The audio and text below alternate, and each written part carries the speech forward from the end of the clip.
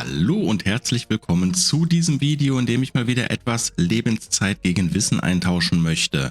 Mir wurde eine Note vorgeschlagen. Und zwar war das im Rahmen des letzten Videos. Das waren die Prompting Helper. Und da hat Turbinator XXL den One-Button-Prompt vorgeschlagen. Und ich dachte mir jetzt, macht das Sinn, wenn ich jetzt ein ähnliches Video mache wie jetzt beim letzten Mal? Habe mir aber erstmal dann diese Notes angeguckt und ich muss sagen, es ist schon was komplett anderes. Weil die letzten Notes, die waren eher dafür gedacht, beim Prompting zu unterstützen und so gewisse stilistische Merkmale rüberzubringen. Und ich muss sagen, der One-Button-Prompt, der dreht frei. Der ist also komplett crazy und man hat nicht sehr, also man hat schon Steuermöglichkeiten, aber der Random-Faktor in dem Ding ist einfach auch so groß, dass da wirklich komplett abgedrehte Dinge bei rauskommen. Und ich denke, da kann man locker ein paar Stündchen Zeit mit verbringen und einfach nur Spaß haben und gucken, was für Bilder und was für Prompts dabei rauskommen und sich dann auch dementsprechend inspirieren lassen und diese Prompts dann vielleicht selber verwenden, zu verfeinern, zu erweitern oder mal um zu gucken, in welche Richtung man überhaupt Bilder machen möchte. Und das Ganze sieht so aus. Das hier ist die GitHub-Seite dafür.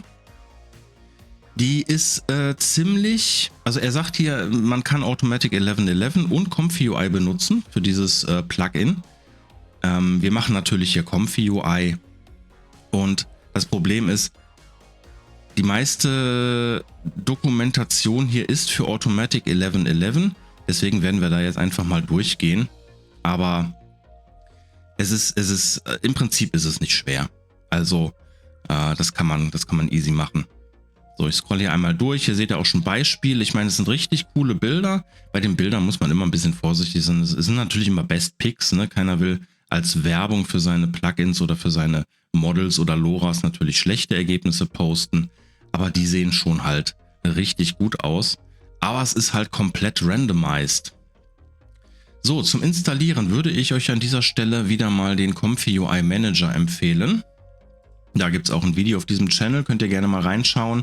Das ist wirklich die praktischste und intelligenteste Art, glaube ich, Nodes, Models und was auch immer zu installieren. Geht hier auf Install Custom Nodes, gebt hier oben One-Button ein und ihr seht hier schon den One-Button-Prompt. Wenn ihr hier drauf klickt, kommt er hier oben auf die GitHub-Seite und drückt ihr einfach auf Install und ihr habt das ganze Ding runtergeladen. Und das war es dann auch eigentlich schon. Ihr müsst nur einmal Comfy UI neu starten und die Nodes erscheinen. Im Vorfeld habe ich mal einen simplen Workflow, eigentlich einen Standard-Workflow gebaut. Wir haben hier vorne einen TinyTerra Node Loader, wir haben einen Sampler im Anschluss. Ich lasse es auch mal hier alles auf denselben Einstellungen, also Euler, Normal etc. Hier können wir Randomize sagen. Hier hatte ich beim Testen einmal Fixed gesagt, weil ich gucken wollte, welchen Einfluss diese Node auf das Bild nimmt. Aber das kannst du eigentlich knicken, weil die Node selber ist so randomized, dass es gar keinen Unterschied mehr macht, ob man jetzt den Seed Fixed hält oder auch randomized. Das ist, wie gesagt, das Ding dreht eigentlich komplett frei, aber das werden wir gleich sehen. Im Anschluss habe ich hier ein High-Res Fix Scale reingebaut, weil diese Node natürlich nur Angaben hat mit Höhe und Weite, die man fix eintragen muss und ich keine Lust hatte zu rechnen für die Eingaben. Ich würde ja auch hier unten gerne sagen, ich möchte das wieder auf 768 und nicht 720. Das hatte ich zum Rechnen einfach benutzt. Ich wollte es ums Zweifache vergrößern, deswegen habe ich 720 genommen. Dann kommen wir wieder bei den 1440 aus und 512 mal 2 wäre halt 1024. Ich habe es jetzt aber mal so gemacht, ich nehme mir einfach von dem generierten Bild hier, das skaliere ich in der Höhe auf 1440 Pixel hoch, hole mir dann nochmal die Image Size selber und schicke die als Endgröße in das High-Res Fix Scale mit der Weite und der Höhe und von da aus geht es in den Upsampling Sampler mit 0,5 Denoise und hier hinten haben wir einfach ein Save Image. Und die Nodes an sich, wo verstecken sie sich? Sie sind hier in einem Ordner One-Button-Prompt Und wir haben, Moment, das sieht man ein bisschen doof, ne? Wir machen so, One-Button-Prompt. Wir haben einmal den One-Button-Prompt, der sieht so aus. Wir haben einmal ein Create Prompt Variant und wir haben einmal ein Save Prompt to File. Gut, ich habe alle drei ausprobiert. Die hier, Save Prompt to File, macht das, was es soll. Ihr kriegt dann noch einen Textfile mit den Prompts an sich. Ihr könnt hier auch sagen, also hier unten ist es ja nicht beschrieben, ne? Hier steht ja nichts drin, aber hier unten sehen wir dann Convert Positive Prompt to Input und Convert Negative Prompt to Input. Im Prinzip könnt ihr dann hier den Positive Prompt auslagern und dann sagen, ihr wollt das Ganze speichern auf die Platte. Das macht in dem Fall wahrscheinlich auch Sinn, weil die Prompts zufällig generiert werden, mit einer gewissen Fähigkeit, diese Zufälligkeit auch zu steuern. Also deswegen ist es vielleicht ganz gut, wenn man an einem Prompt durchrattert und denkt, oh, das sind aber jetzt coole Bilder geworden. Da gucke ich mal eben, was er da generiert hat. Dann kann man sich das hier in einen Textfile reinspeichern und dann wieder rausziehen. Der speichert Positive und Negative ab. Die Was Node Suite hat auch sowas Ähnliches. Wenn man mal sagt Save, hier unten Save Textfile, die Was Node Suite, wie gesagt, hier kann man das auch machen. Was ich ein bisschen schade fand, ist, ich hätte mir gewünscht, es gibt eine Möglichkeit, die Files immer wieder zu überschreiben. Also, dass ich jetzt sage, ich generiere mir ein Bild, gucke, ist nicht meins. Ich generiere mir wieder ein Bild und dann habe ich irgendwann den Punkt, wo ich sage, okay, das ist jetzt der Stil, den ich verfolgen will. Und dann könnte ich einfach sagen, Load Textfile als Positive Prompt und das wieder reinlegen. Ich meine, das funktioniert so auch. Allerdings muss man das Textfile vom letzten Mal dann immer wieder separat laden, weil der Filename sich natürlich ständig ändert. Man hat immer dieses klassische 0001, 0002 und so hinten dran. Deswegen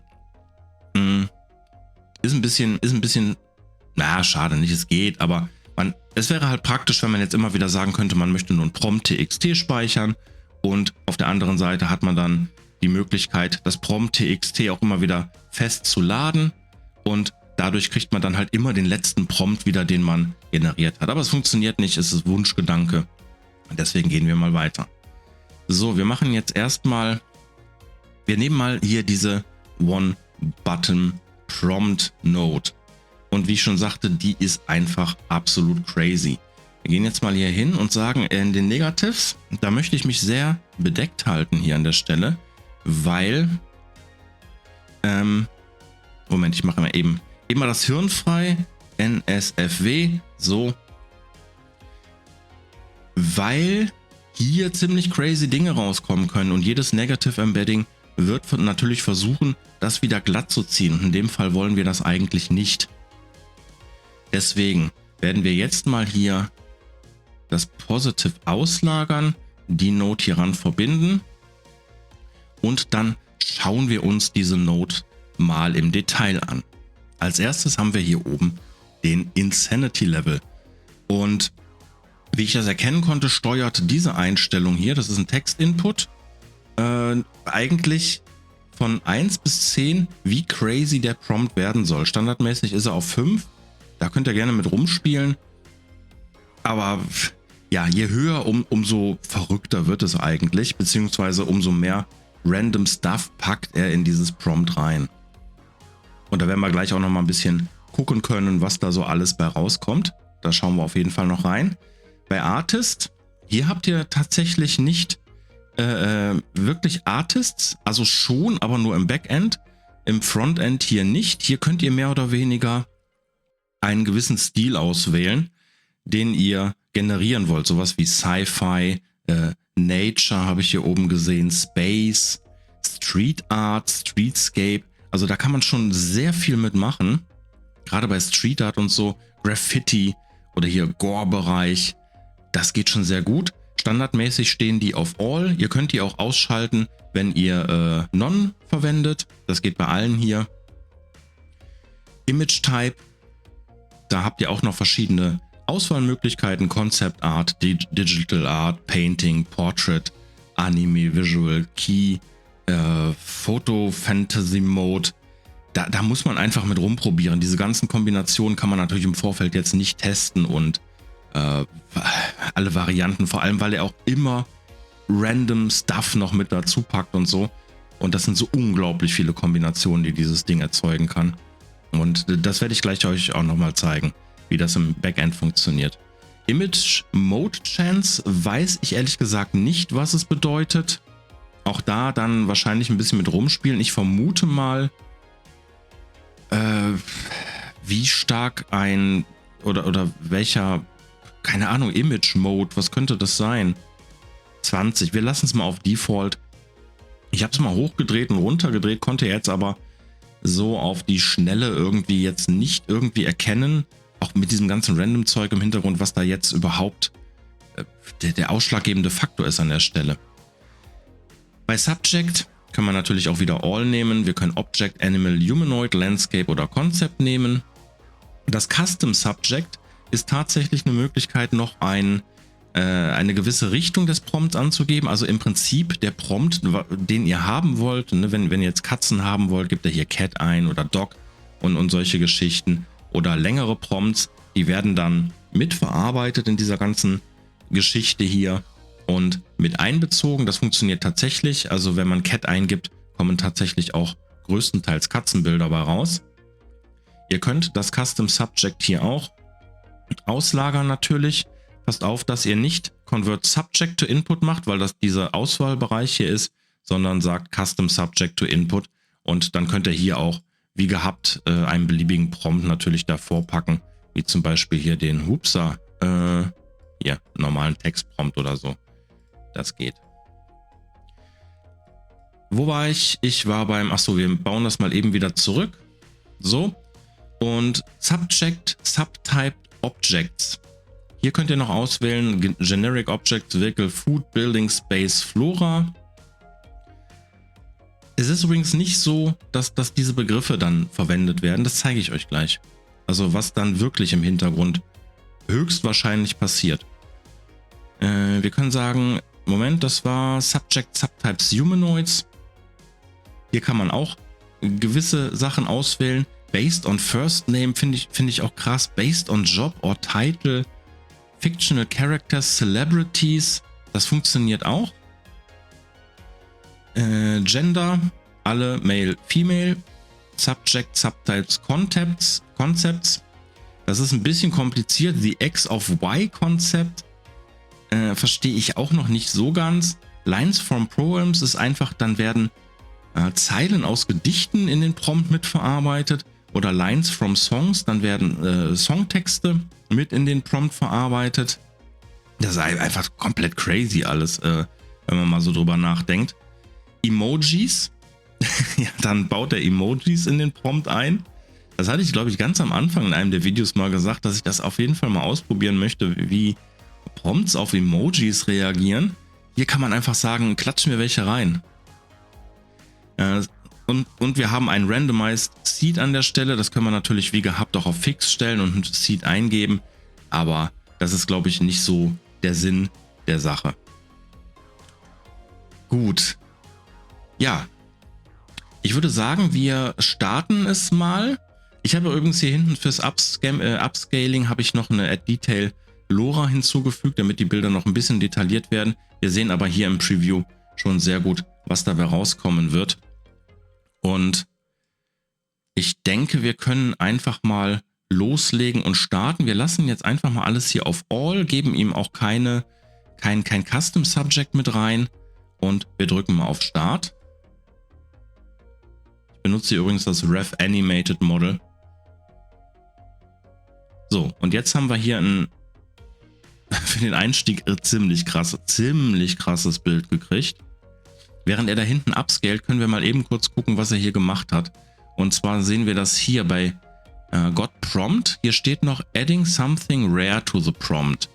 Art by Dimitri Danish, Behance, Deserted, Burundian Pulsar, Fine Art, Romantic, Direct Light, F5 Model Type EPS. Und ja, ich wäre nicht auf so einen Prompt gekommen. Das ist halt komplett crazy. Übrigens, weil das hier so immer so ein bisschen untergeht, dieses Logging in der Konsole, könntet ihr hier auch an der Stelle nochmal sagen, wir nehmen aus den Tiny Terra Nodes den Debug, der glaube ich leider immer noch kaputt ist, und hängt den hier rein und sagt Log to Console True. Das macht im Prinzip dasselbe wie die Node schon alleine macht, aber hier haben wir ein bisschen farblich, werden wir gleich sehen. So, wir gucken uns mal eben das Ergebnis an. Und okay, es ist ein bisschen komisch geworden, weil es zweigeteilt ist. Die Vorschau sah besser aus. Aber es ist schon echt krass. So, und jetzt nehmen wir nochmal den zweiten. Einfach drauf losfeuern. Das ist auch ein interessantes Bild. Und jetzt können wir mal eben hier reingucken. Hier müsste er... Ach, er scrollt schon wieder nicht runter. So, aber jetzt seht ihr hier, was ich eben meinte. Jetzt haben wir hier nämlich von den Tiny Terra Nodes den Text-Debug. Und hier ist Prompt. Das findet man dann einfach in dem ganzen Wust ein bisschen besser. Es ist dasselbe wie da drüber, was die Node ausgegeben hat. Aber durch diese farbliche Markierung der Tiny Terra Nodes kann man das ein bisschen besser finden. Und hier haben wir auch wieder Art bei Guido Buzzelli, Art bei Louis Aston Knight. Also er hat kombiniert zwei Künstler. Striped Snapper at the Land of the Dead in Hades. Detailed Illustration, Crying, Colorful Pink Explosions, Hyper Detailed. Wir gucken uns das Bild mal an. Ja, es ist absolut crazy. Er hat hier unten ein Watermark hinzugepackt, beziehungsweise eine Signature. Wir machen mal Text und Watermark raus und geben dem Ganzen nochmal einen dritten Versuch. Und es ist halt einfach, jetzt kriegen wir schon wieder ein komplett anderes Bild. Wir gucken uns den Prompt mal an. Gustav Luso, Hiroshi Sugimoto, Portrait, Luminescent Peanut, Background is Pedestrian Bridge. Ja. Es ist einfach crazy, was dabei rauskommt. Und das kann man natürlich mit jedem Model kombinieren, wie man es möchte. Diese Artist-Sachen werden nur mit dem 1.5er funktionieren oder Models, die auf 1.5er Basis trainiert sind, weil ab Variante 2 hat Stability AI viele Artists rausgenommen. Aber das wird euch nicht daran hindern, diese Prompts zu benutzen. Und jetzt können wir tatsächlich auch nochmal hingehen und sagen an der Stelle, was haben wir denn hier? Wir wollen... passt hier irgendwas? Ich will auf jeden Fall einmal sagen, ich möchte als Subject Humanoid haben. Hier hätte ich gerne Space. Wo war denn Science Fiction? Science Fiction war... Achso, bei Artist. Genau. Bei Artist können wir hier unten Sci-Fi auswählen. Und wir machen mal Celebrities. Gender All. Hier sagen wir auch All. Und wir packen mal Emojis mit dazu und schauen mal, was er uns damit kredenzt. Das sieht schon ganz gut aus. Wir gucken uns den Prompt mal an. Art by Tsutomu Nihei, Friendly, Fijian Olivia Taylor Dudley, Wearing Organic Samurai Grunge Clothing, Horizon Centered, Reflected Light.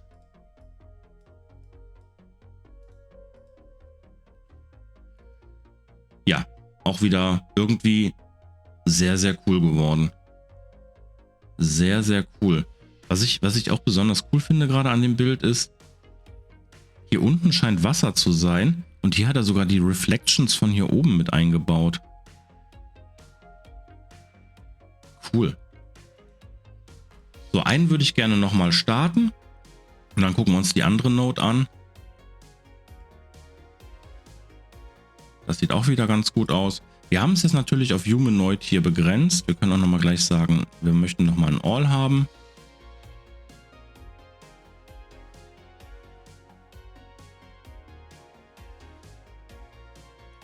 Alter Schwede, das sieht halt wirklich richtig, richtig gut aus. Ach so, der Prompt. Ja, es flasht mich ein bisschen tatsächlich. Es flasht mich wirklich. Der Prompt war British Emma Raducanu Mentoring Twisted Hairstyle as Blunt Bangs, Fur Scarf, Rope, Pond with Foliage, Foggy Conditions, 80mm, Kodachrome. Es ist richtig krass. Und wenn wir jetzt nochmal bei Custom Subject eine Katze eintragen, gucken wir nochmal eben, ob wir auch eine Katze kriegen. Wir haben aber nicht Humanoid hier drin, ne? Ne, wir können jetzt mal hier, um das zu verstärken, vielleicht noch auf Animal gehen.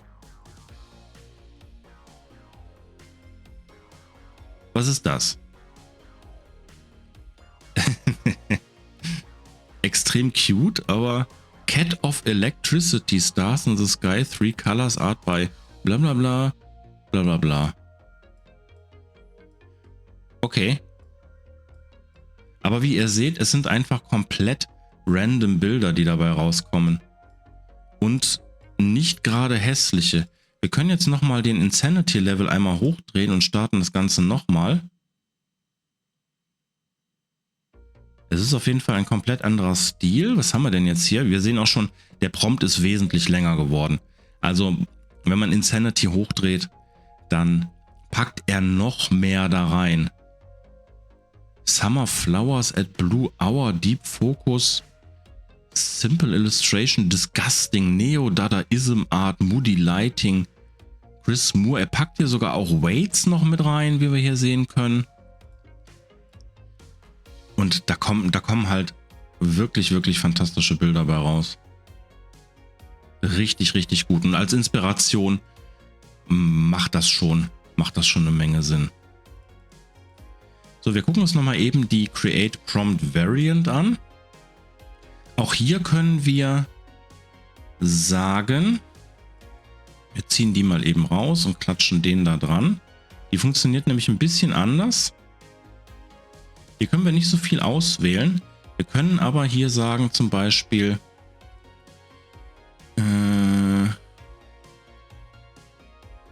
Picture of a cute cat wearing a hat. Machen wir mal so. Und auch hier können wir dann den Insanity Level angeben. Und was diese Node an sich macht dann ist, die nimmt unseren Prompt und ersetzt nach Insanity Level ein paar Worte. Hier sehen wir schon. Jetzt haben wir nämlich hier Picture of a absurd cat wearing a hat. Also der nimmt euren Prompt und ersetzt Worte, die er kennt, wie in dem Fall cute, durch andere Worte. So, jetzt haben wir unsere absurd cat wearing a hat. Ja. Machen wir das nochmal. Und jetzt haben wir an der Stelle nämlich Picture of a elevating cat wearing a hat. Wenn wir jetzt mal sagen, man muss natürlich immer so Worte treffen, die er kennt. Enormous hat. So, können schon wieder einen starten. Was ist das? Das ist keine... Was ist das? Was ist denn hier passiert? Also mit Katze hat das nichts mehr zu tun, aber wir gucken mal. Picture of a resourceful anaconda wearing an enormous hat. Er hat unsere Katze jetzt rausgenommen und eine Anaconda daraus gemacht. Dann passt es natürlich wieder.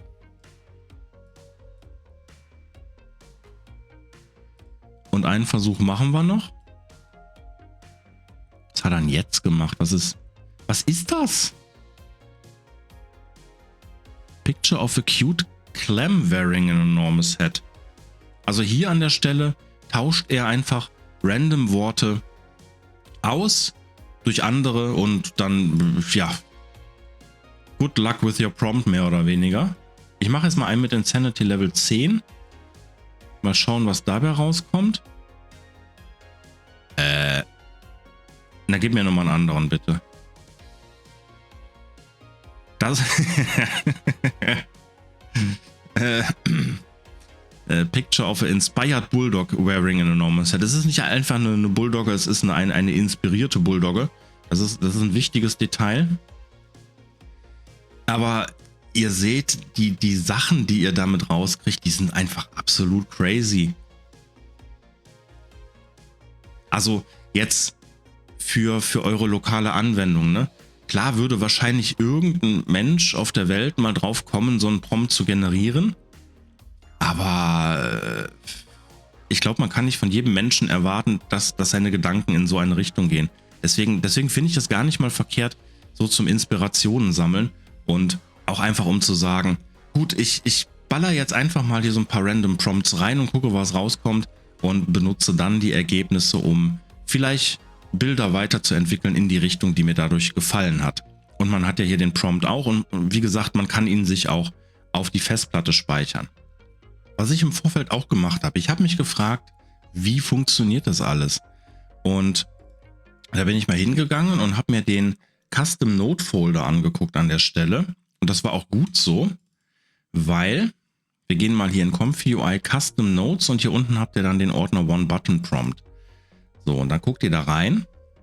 Und hier ist nämlich ein Ordner, der sich nennt CSV-Files.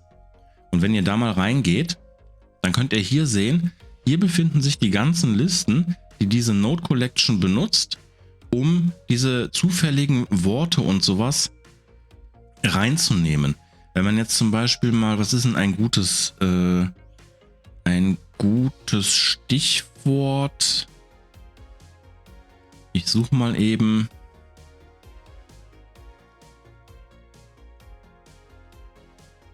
Ist ja eigentlich auch egal, ne? Wir nehmen mal Hair Colors. Hier habe ich gerade Hair Colors gesehen.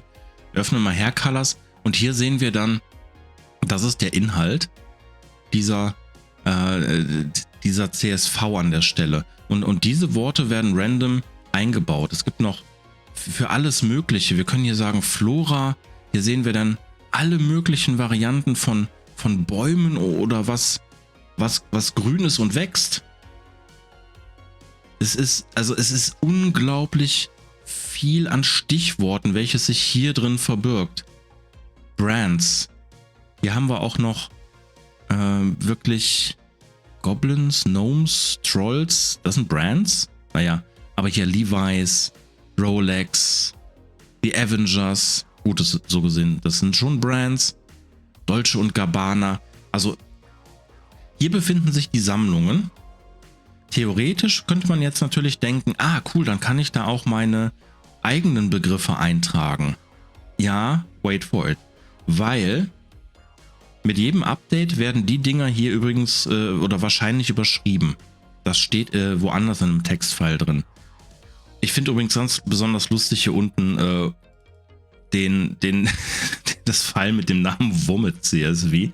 Ich glaube, was der Ersteller hiermit einfach machen wollte, ist, das sind, glaube ich, Begriffe, die diese Node einfach in den Prompt reinkotzt.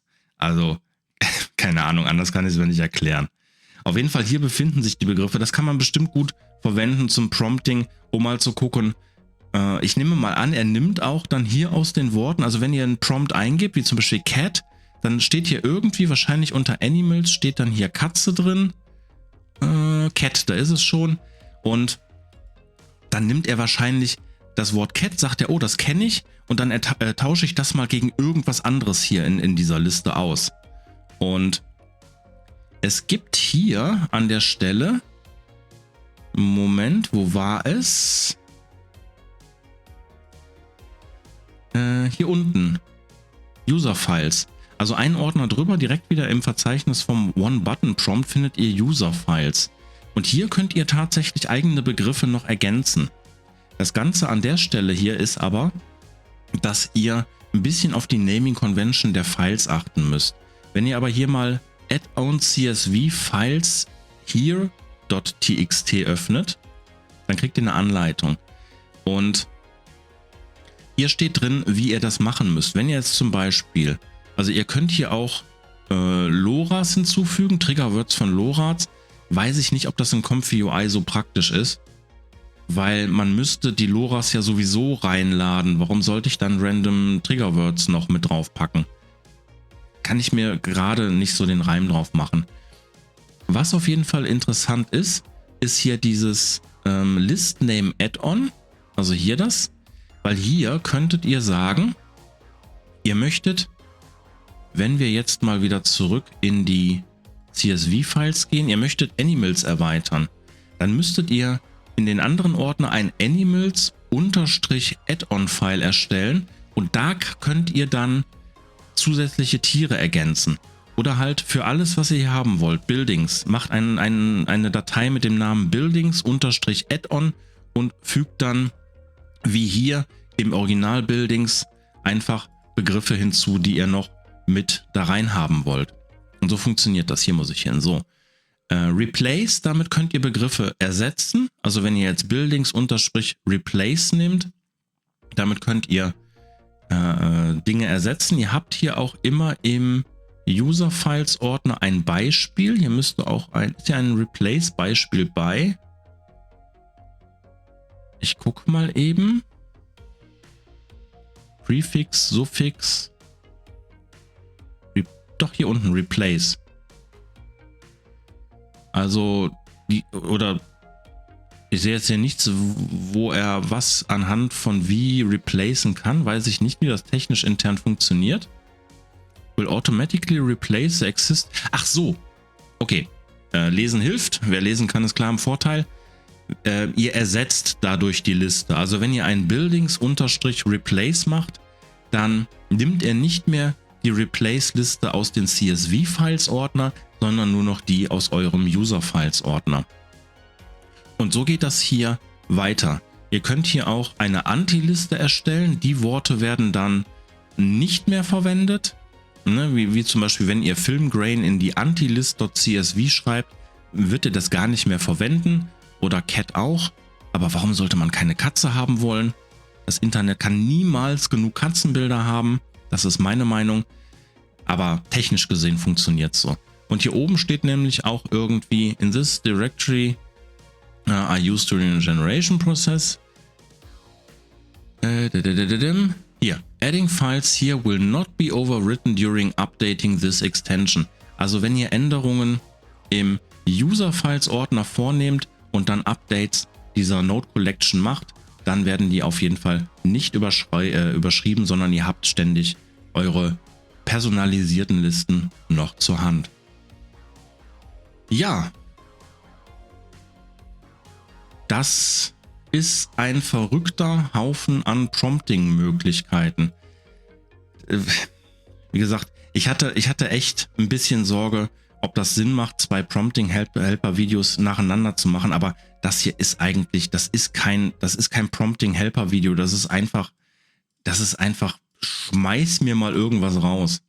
Also man kann es ein bisschen steuern. Ich wollte noch mal eben gucken hier mit Street Art und so. Wir machen mal Street Art. Hier sagen wir all.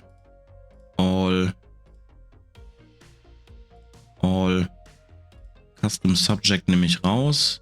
Genug Katze jetzt. Celebrities lasse ich mal drin. Gender auch all.